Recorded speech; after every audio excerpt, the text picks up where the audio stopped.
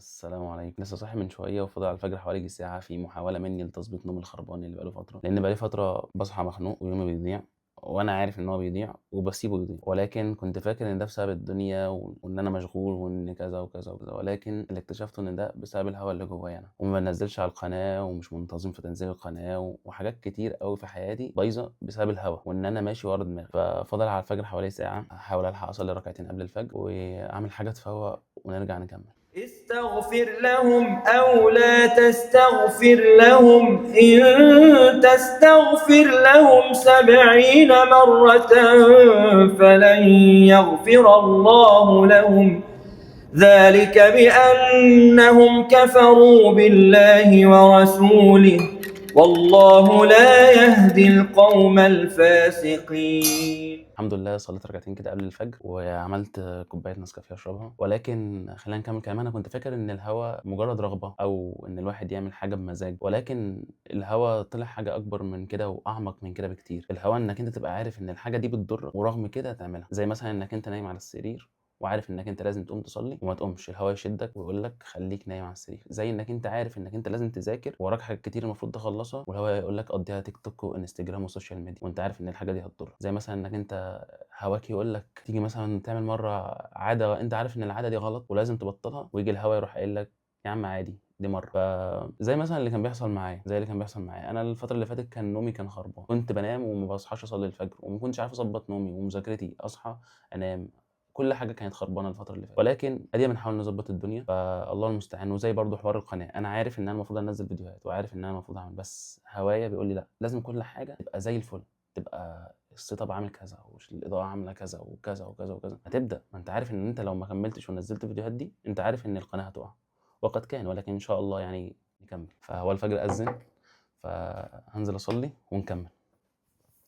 فرح المخلفون بمقعدهم خلاف رسول الله وكرهوا أن يجاهدوا بأموالهم وأنفسهم في سبيل الله وقالوا لا تنفروا في الحر قل نار جهنم أشد حرا لو كانوا يفقهون فليضحكوا قليلا وليبكوا كثيرا جزاء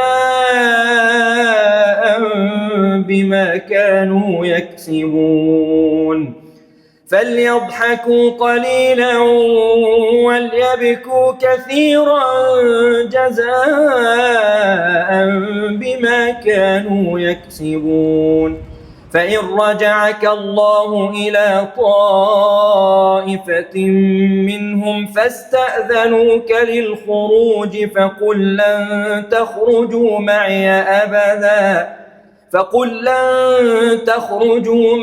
أبدا ولن تقاتلوا معي عدوا إنكم رضيتم بالقعود أول مرة فاقعدوا مع الخالفين.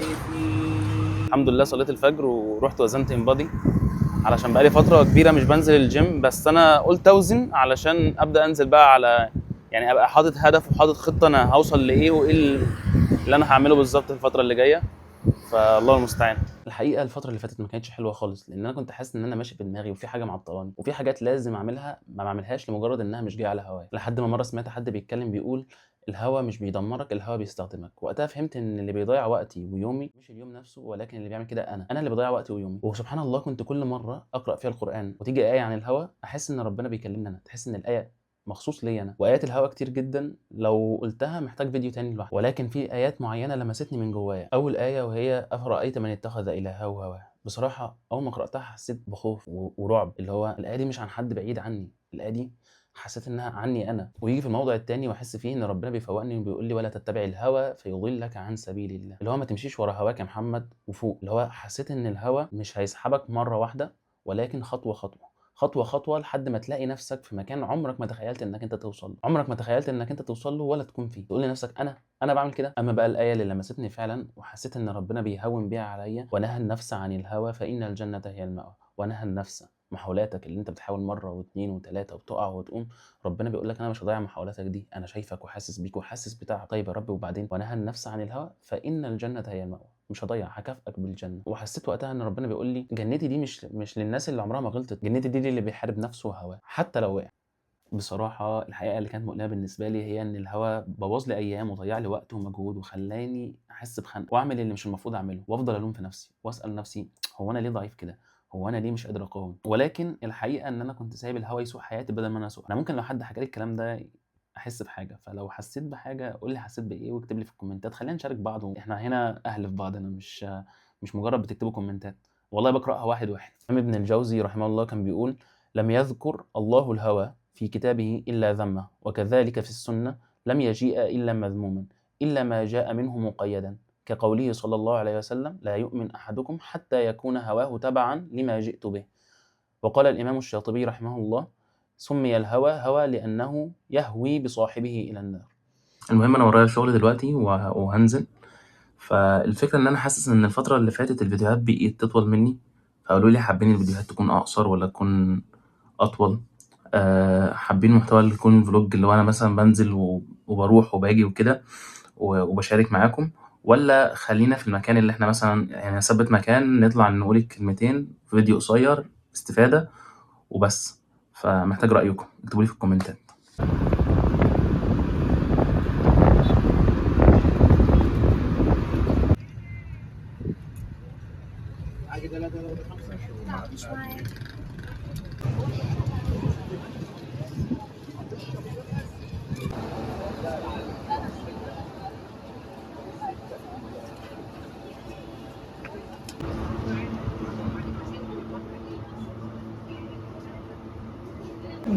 لا هو مش معايا، باخدها عادي.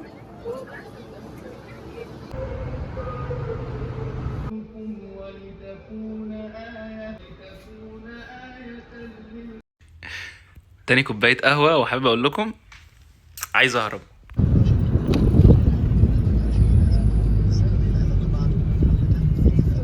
السلام عليكم مرة أخرى. حاسس إن الفيديو طول مني شوية ولكن حقكم عليا. خلاص إحنا عرفنا المشكلة وعرفنا الهوا وعرفنا كل حاجة، عايزين خطوات عملية تساعدنا إن إحنا نتخلص من الهوا. بص أنا مش هقولك إن أنا تخلصت من الهوا وإن أنا بقيت زي الفل وإن أنا تمام ورايح أنظر عليك وأعمل فيها الشيخ والبص، أنا مش كده. أنا طالع أديك خطوات عملية ساعدتني إن أنا أقاوم الهوا وإن أنا يعني أبقى أحسن. أول حاجة سميت الهوا باسمه. إزاي؟ قلت لنفسي يعني يا محمد هل أنت مشكلتك مثلا سوشيال ميديا، كسل؟ لما عرفت عدوي، لما عرفت الهوا قدرت إن أنا أواجهه. أنا الأول كنت عامل زي اللي نازل يقابل واحد ما يعرفش عنه أي حاجة فهينزل هيتوه. أنا كنت تايه حرفيا مع الهوا، كنت بعمل حاجة وأفضل ألوم في نفسي. تاني حاجة عملت العكس فورا، بمعنى الهوا مثلا يقول لي نام وما تقومش تصلي، أروح قايم متوضي ومصلي ركعتين. الهوا مثلا يقول لي ضيع وقت، اروح رامي التليفون تلت ساعه. كلها حاجات بسيطه ولكن مع الوقت فرقت معايا جدا جدا. تالت حاجه دعيت ربنا، هو ده اهم حاجه اصلا فيهم كلهم، انك انت تدعي وبتدعي من قلبك. اللي هو انا اكتر دعاء اصلا كان معلق معايا الفتره اللي فاتت اللهم اتي نفسي تقواها. ودعاء تاني ذكره الشيخ امجد سمير في دعاء في فيديو عبده، لو ما اتفرجتش عليه روح اتفرج عليه، فيديو تحفه حرفيا. كان بيتكلم عن دعاء اللهم اني عبدك ابن عبدك ابن امتك ناصيتي بيدك ماض فيها حكمك عدل فيها. فسر الدعاء والفيديو كله تحفه، انصحك بجد انك انت تتفرج عليه. فالدعاء من اهم الحاجات اللي هتساعدك في رحله محاربتك للهوى. كان راجع على حوالي الساعه 1:30. الساعه دلوقتي 4:45، يعني حرفيا خلاص ما فيهاش نوم، هي فيها تطبيق. رابع حاجة حابب أقولها بالمناسبة دي، لو سهران أو حاول تواظب على قيام الليل. قيام الليل تحفة، حاول تصلي حتى ركعتين بأي صورة، مش لازم يا عم تصلي بجزء ولا جزئين ولا 3. ديك الليل طويل في الشتاء، معاك إنك أنت تصلي طول الليل، ما عندكش حاجة صلي وداوم عليهم وخلاص. خامس حاجة غير صحبتك بناس بتساعدك انك انت تقاوم نفسك وتقاوم هواك، ناس بتاخد بايدك بالطاعه، مش لازم يكونوا احسن حاجه ولكن بيجاهدوا وده كفايه. ولو ما لقيتش استعين بالله وربنا هيبعتهم لحد عندك، ولكن ما ترميش نفسك في وسط المنكر وتقول انا زي الفل وهقدر. مش هتقدر لوحدك مش هتقدر، استعين بالله. المهم يا صاحبي، انا مش طالع انظر على حد ولا استشيخ على حد ولا اعلم حد، ولكن انا طالع احكي لك عن حاجه كنت محتاج ان انا اسمعها من زمان. المهم الهوا مش هيمشي من حياتنا، ولكن احنا ممكن نخلي الهوا هو اللي يمشي ورا خطواتنا، مش احنا اللي بنمشي وراه. فاكتب لي في الكومنتات ايه اول حاجه ممكن تحاربها من النهارده، واعمل لايك للفيديو لو ما عملتش، وشير الفيديو يمكن يوصل لحد كان زيي او زيك من زمان. مع السلامه.